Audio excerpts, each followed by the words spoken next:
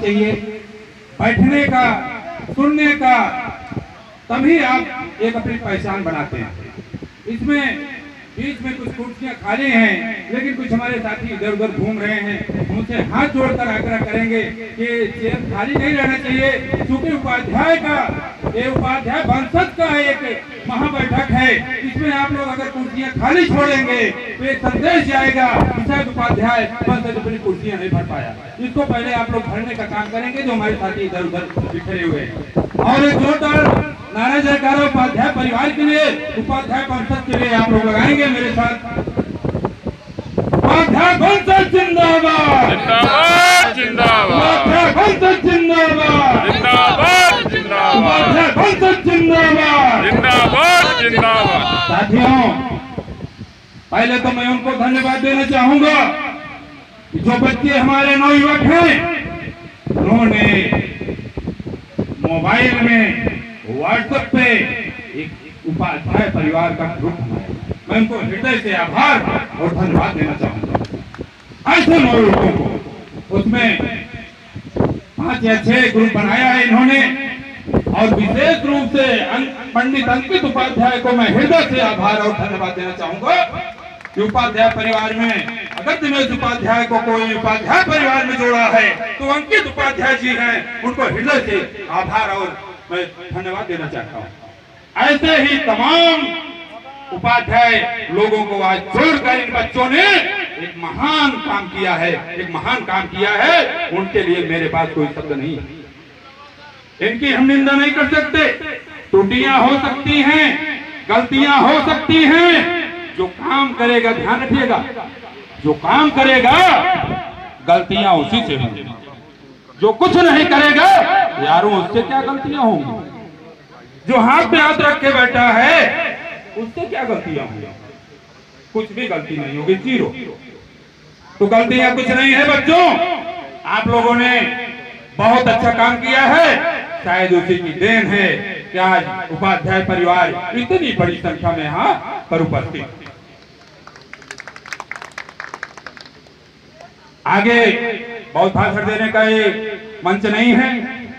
उपाध्याय परिवार, उपाध्याय वंशज, उपाध्याय परिवारों की समस्याओं के विषय में बैठक है। चंद शब्दों में मैं चर्चा क्रमशः आपको कुछ सुझाव अपने रखेंगे। अगर किसी को ठेस पहुंचे तो पहले ही क्षमा प्रार्थना। साथियों, ब्राह्मण तो सब हैं, बहुत से ब्राह्मण हैं, बहुत से ब्राह्मण हैं।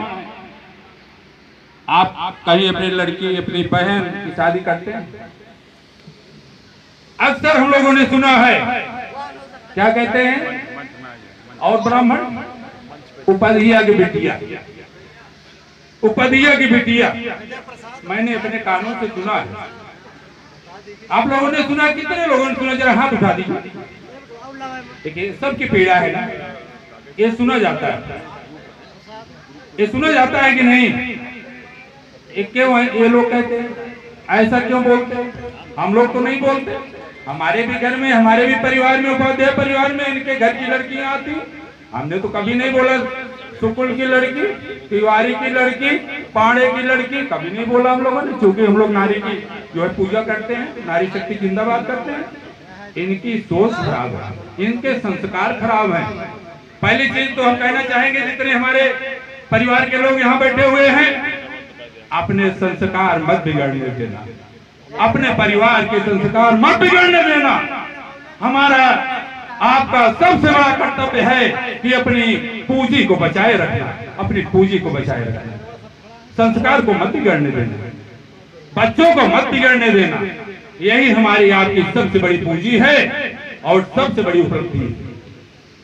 कहाँ जा रहे हैं, किसके संग बैठ रहे हैं, क्या कर रहे हैं, इस पे शायद हमारा उपाध्याय परिवार बिल्कुल सजग रहता है।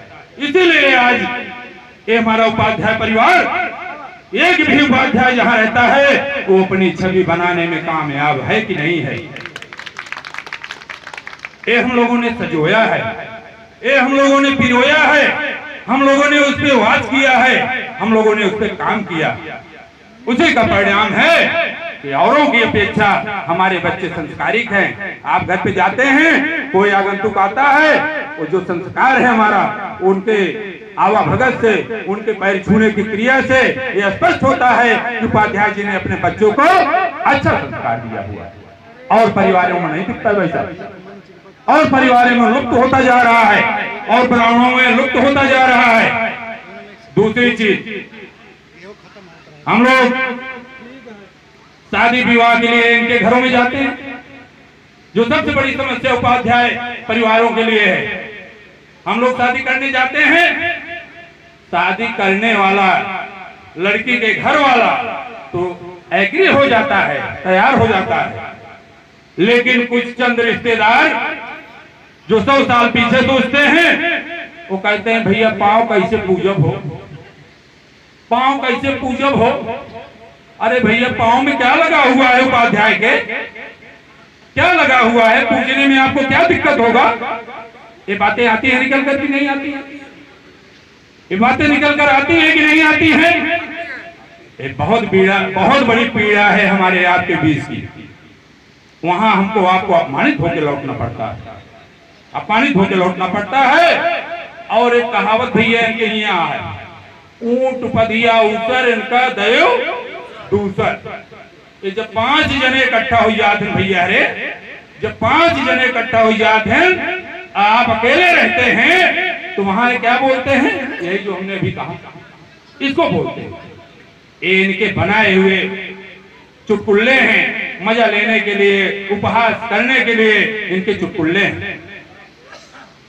आप लोग एक अनुभूत करते होंगे, जहां भी जाते होंगे, अगर किसी का नेम प्लेट लगा हुआ है घर पे, कहीं पिलर पे, कहीं दीवार पे, अगर उपाध्याय शब्द देखते हैं तो अंदर से एक अनुभूत होती है कि नहीं होती है, खुशी की अनुभूत होती है कि नहीं होती है, एक तो अनुभूत होती है कि नहीं अपने परिवार का मिल गया, होती है कि नहीं होती है, हर दिल में होती है, हमें भी होती है, आपको भी होती है, बच्चा हमारे बुद्धिजीवियों को भी होती है, सबको होती है कि नहीं होती है।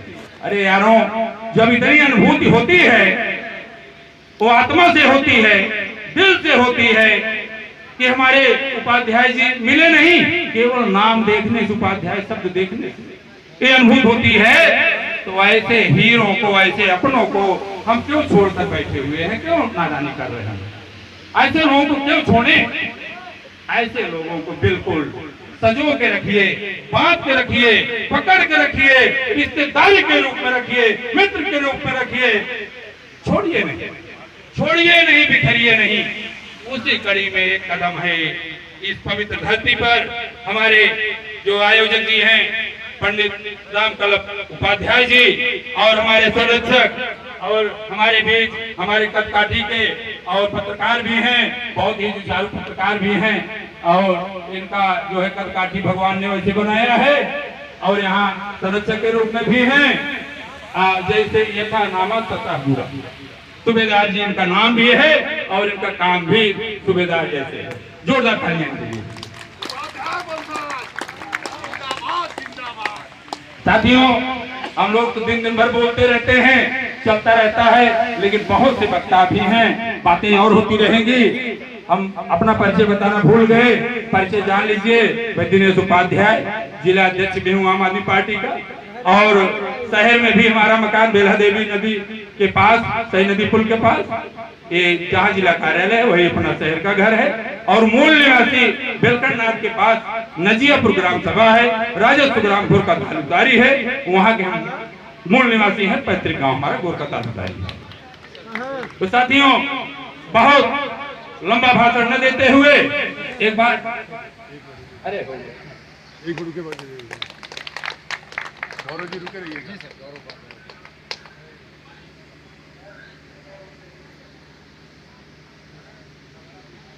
साथियों, बस 2 बातें करके अपनी बाड़ी को विराम देंगे और एक सुझाव भी देंगे। एक सुझाव ये है कि देखिए, बहुत दूर दूर से चलकर आप लोग आए हुए हैं। हमें लगता है कि जो रफ्तार चल रही है बोलने की, और समय कुछ ज्यादा खिंचता जा रहा है, उस हिसाब से इतने लोग आप लोग बैठे हुए हैं, क्षमा चाहेंगे। रामकल्लभ जी, थोड़ा एक सुझाव है मेरा, उसको जो है उस पर आप लोग विचार करें। बहुत दूर दूर से लोग हमारे उपाध्याय परिवार के आए हुए हैं, और बहुत से लोग हैं कभी संकोच करते हैं, ना बोल पाते हैं। हो सकता है कि आप ना बोल पाते हो, होता है कभी कभी, शुरू में होता है। लेकिन मैं चाहूंगा, एक सुझाव दे रहा हूं, चाहूंगा नहीं, सुझाव दे रहा हूं कि जितने हमारे परिवार के लोग आए हुए हैं, आप इनके पास लाउड स्पीकर लेके जाएंगे।